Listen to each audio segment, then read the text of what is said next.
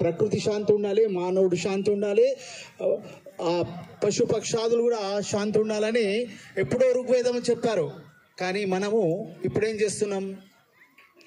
పర్యావరణం కోసము, మన అవసరాని కోసము అధికంగా లాభం పొందడానికి, సునాయాసం కోసము ప్రకృతిని పాడు చేస్తున్నాం. Use and throw. ప్లాస్టిక్ పేపర్లు తిన్నామా, పడేసామా, వెళ్ళిపోయినా, చేయి కడుకున్నామా. ఇక చేయి కడుకొని లేకుండా కూడా బట్ట వస్తే తుడుచుకొని పడేసేటట్టు ఆల్రెడీ నాప్కిన్ వస్తుందండి. ఆ విధంగా వద్దంటే మనం ప్రతి ఫంక్షన్లో, పుట్టినరోజు, పెళ్లి రోజు, గృహ ప్రవేశానికి మీరు స్టీల్ ప్లేట్లు వాడండి. మ్యాక్సిమం ఈ 1000 సంవత్సరాలు ఇస్తరాకులు వాడేది, ఇస్తరా లేకుండా స్టీల్ ప్లేట్ వాడండి. ప్లాస్టిక్ పేపర్ మీద, అదే పేపర్ ప్లేట్ మీద ప్లాస్టిక్ ఉంది.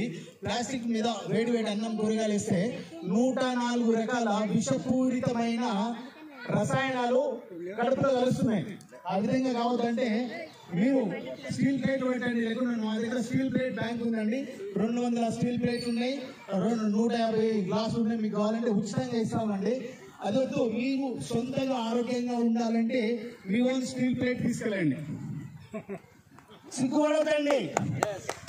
మీకు క్యాన్సర్ రావద్దంటే స్టీల్ గ్లాస్ ప్లేట్ తీసుకోండి. సిగ్గుపడద్దు. మీ ఆరోగ్యం, ఎవరు ఆరోగ్యం ఖరాబ్ అయితే దావత్ ఇచ్చిన వాళ్ళు ఎవరు రారు. అలాగే ప్లాస్టిక్ బాటిల్ వాడకండి. ప్లాస్టిక్ బాటిల్ వాడండి. ప్లాస్టిక్ స్టీల్ కానీ ఫ్లాస్క్ కానీ వాడండి, ఆరోగ్యంగా ఉంటారు. అలాగే మరి ఎక్కడైనా చాలా చోట్ల చాయ్ తాగడానికి పోతున్నాం, వాళ్ళు ఏంది పేపర్ ప్లేట్లు ఇస్తున్నారు. పేపర్ గ్లాసులు ఏమైతుందండి చెప్పండి? వ్యాక్స్ ఉంటుంది. అది కూడా వ్యాక్స్ కడుపులోకి పోతే ఏమైతుంది? అనారోగ్యం అవుతుంది, తిన్నది అరగదు, డైజెషన్. దాని బదులు స్టీల్ గ్లాస్ వాడండి. సిగ్గుపడద్దు. ఆరోగ్యం ఉండాలి, వాడండి. అలాగే మనం కూరగాయలు, పండ్లు, పాలు ఏదైనా తీసుకురావాలనుకో బట్ట బ్యాగ్ వాడండి. సిగ్గుపడదండి. ఇట్లాంటి వాడండి.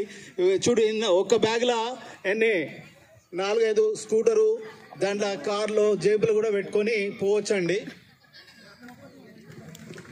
ఎన్ని బ్యాగులు? ఇగో 5 కిలోల జొన్నలు, 3 కిలోల కూరగాయలు. దీంట్లో ఇంకా మనకు కావాలంటే ఇంకా తీసుకోవచ్చండి. ఈ బ్యాగ్లో ఇంకా కిరాణా దుకాణం సామానాన్ని ఇంకా తీసుకెళ్ళవచ్చు. అవునా కదా?